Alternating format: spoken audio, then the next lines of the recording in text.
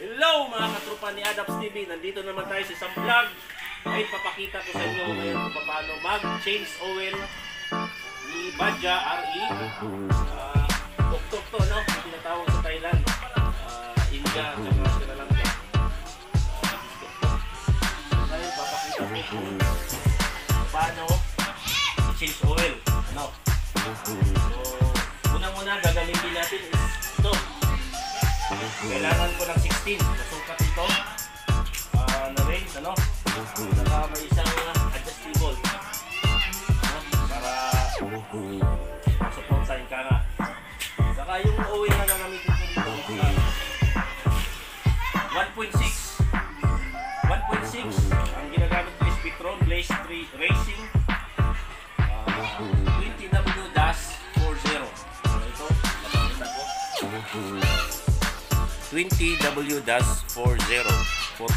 20W-40. So ito yung ginagamit ko ngayon na oil para kay Badja RE. Kailangan ko lang dito ay 1.6 liter.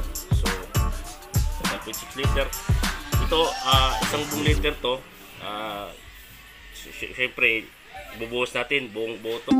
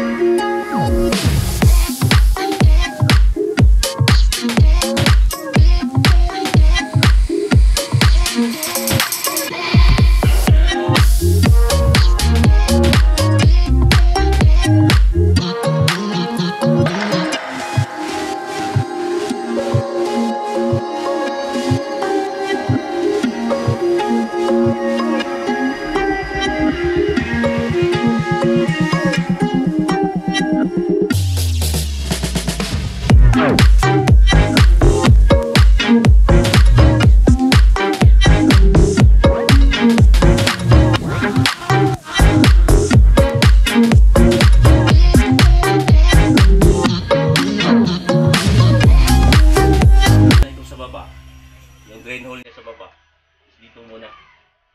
So ngayon tanggalin natin to, bubuksan natin to para makapasok yung hangin, ano. Pagpasok ng hangin, bubuksan natin yung drain hole doon. So libre na siya na ma-drain yung oil niya sa loob ng makina na to. So ngayon mga guys, actually ito na drain ko na to isang buong gabi. Kagabi ko pa to na drain. Kaya ngayon yung nut nito dito papakita ko.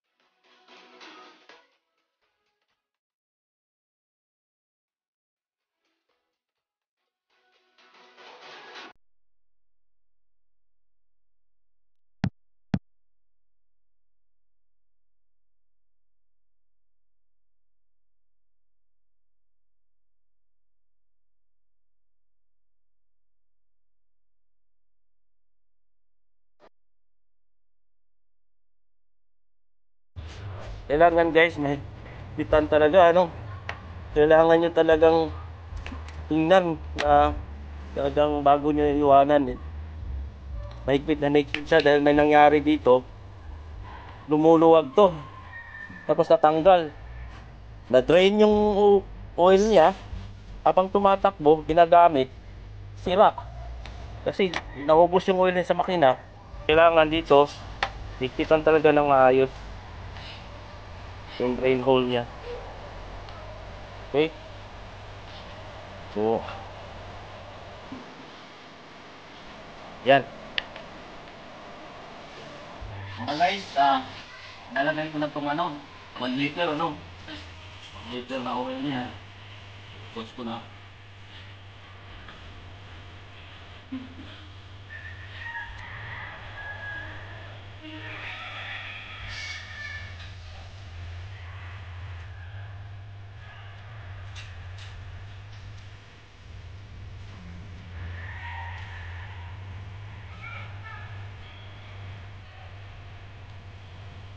Doon yung isang litro. 0.6 niya.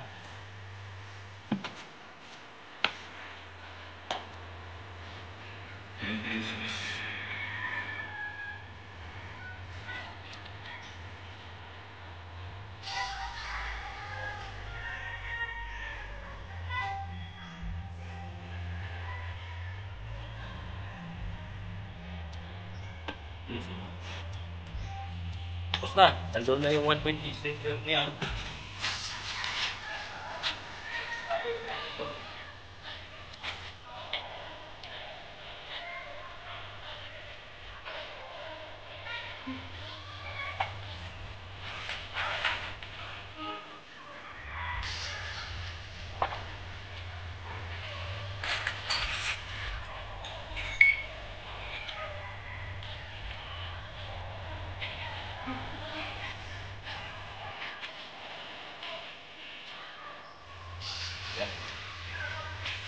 So,